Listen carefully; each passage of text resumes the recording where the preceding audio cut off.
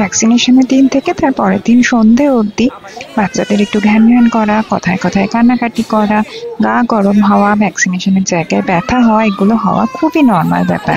5টা টিপ শেয়ার করব, এগুলো ফলো করে দেখো। এর ফলে বাচ্চা কিন্তু ভ্যাকসিনেশনের পর অনেকটা কমফোর্ট পাবে।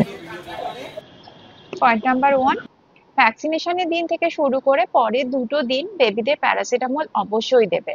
ডাক্তারবাবুর পরামর্শ অনুযায়ী বেবিদের প্যারাসিটামল দেবে অতি অবশ্যই। আমার ডাক্তারবাবু যেমন আমার বেবিকে বলেছিল 4 থেকে 6 ঘন্টা অন্তর 1.5 ml করে প্যারাসিটামল দেওয়ার জন্য। আমি সেটা করেছিলাম।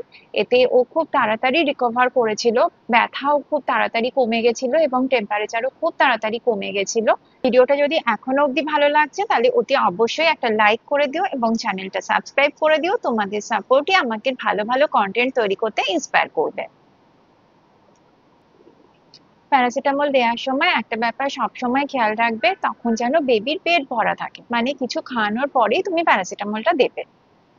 পয়েন্ট নাম্বার 2, আইস প্যাক বা ওয়েট টাওয়েল ব্যবহার করতে পারো। ভ্যাকসিনেশনের পরে যদি দেখো ভ্যাকসিনেশনের জায়গাটা খুব বেশি ফুলে গেছে বা লালচে হয়ে রয়েছে, আর ও যদি ব্যথা ফিল করে, ও তো বারবার ওই জায়গাটায় হাত দেবে, কান্নাকাটি করবে, তো সেরকম ক্ষেত্রে ওই জায়গাটাতে হালকা হাতে একটু আইস প্যাক ম্যাসেজ করতে পারো বা ওয়েট টাওয়েল দিয়ে ওই জায়গাটাকে একটুখানি মুড়িয়ে রেখে দিতে পারো। এতে কিন্তু বাচ্চা কমফোর্ট ফিল করবে। পয়েন্ট নাম্বার 3, ভ্যাকসিনেশনের জায়গায় কোনো রকম অয়েল অ্যাপ্লাই করবে না। অনেকেই বলে থাকে যে ভ্যাকসিনেশনের জায়গাটাতে যদি একটু অয়েল ম্যাসেজ করা হয়, তেল মালিশ করা হয়, তাহলে নাকি বেবিরা কমফোর্ট ফিল করে। এটা সম্পূর্ণ ভুল ধারণা। ওই জায়গাতে কোনো রকম তেল অ্যাপ্লাই করা একেবারেই অনুচিত হবে। এতে কিন্তু সংক্রমণেরও ভয় থাকবে। পয়েন্ট নাম্বার 4, স্পঞ্জ বাথ দিতে পারো। ভ্যাকসিনেশনের পরের দিন তো ওদের একটু গা গরম থাকে, একটু টেম্পারেচার থাকে হালকা, তো সেই ক্ষেত্রে পুরোপুরি স্নান না করিয়ে একটু লিউকওয়ার্ম ওয়াটার নিয়ে তাতে একটা টাওয়েল ভিজিয়ে ওদের গা হাত পাটা ভালো করে মুছিয়ে দিলে, পরিষ্কার করে দিলে, আর মাথাটা একটু নর্মাল জলে ভালো করে ধুইয়ে দিলে, এটা যদি করো তাহলে ওরা কমফোর্ট ফিল করবে আর জ্বরটাও খুব তাড়াতাড়ি নেমে যাবে। পয়েন্ট নাম্বার 5, ভ্যাকসিনেশনের পরের 2 দিন প্রোটিন বেসড সেমি লিকুইড খাবার ওদেরকে অফার করো। অ্যাকচুয়ালি কি হয়, ভ্যাকসিনেশনের পরে তো শরীরটা ম্যাচ ম্যাচ করে, ওদের খাওয়ার রুচিটা খুবই কমে যায়, খাবার একেবারেই খেতে চায় না। তো এই সময় যদি একটু লিকুইড খাবার ওদেরকে বেশি করে দেওয়া হয় তাহলে ওদের খাবারটা খেয়ে নিতে সুবিধা হয়। তো ডাল, খিচুড়ি, সুজি একটুখানি পাতলা করে খাবারটা বানিয়ে যদি ওদেরকে অফার করা হয় তাহলে ওরা কিন্তু খাবারটা খেয়ে নেবে আর এতে ওদের শরীরে দুর্বলতাও আসবে না। এই যে এটা হচ্ছে পরের দিন বিকেলের ঘটনা।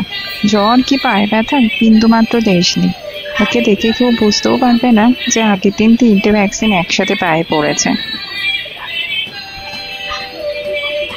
লাস্টলি একটা কথা বলবো, ভ্যাকসিনেশনের পরে বেবিকে একটু বেশি করে খেয়াল করে রেখো, একটু নজর রেখো যে ভ্যাকসিনেশনের জায়গাটা যেন বেশি ফুলে না যায়, লালচে ভাব বা টেম্পারেচার যেন অনেক দিন ধরে স্টে না করে। যদি এগুলো করে থাকে তাহলে অতি অবশ্যই একবার ডাক্তারবাবুর সাথে পরামর্শ করে নিও। আশা করছি আজকের ভিডিওতে তোমাদের অনেকগুলো প্রশ্নের উত্তর দিতে পেরেছি। তবুও আজকের বিষয় নিয়ে যদি কোনো স্পেসিফিক কোয়েশ্চেন থেকে থাকে তাহলে অতি অবশ্যই একবার কমেন্ট সেকশনে জানিও, আমি ভীষণভাবে ট্রাই করব তোমাদের উত্তর দিয়ে দেওয়ার। Motherhood, baby care, work life balance সম্বন্ধে যদি কোনো স্পেসিফিক কোয়েশ্চেন থেকে থাকে তাহলে কমেন্ট সেকশনে জানিও, আমি ভীষণভাবে ট্রাই করব ভিডিও বানিয়ে তোমাদের প্রশ্নের উত্তর দেওয়ার। আজ তাহলে এই অবধিই থাক, দেখা হবে কোনো নতুন ভিডিওতে। ততক্ষণ অবধি সবাই খুব ভালো থেকো, সুস্থ থেকো, বাড়ির সবাইকে ভালো রেখো এবং বাচ্চাদেরকে যত্নে রেখো।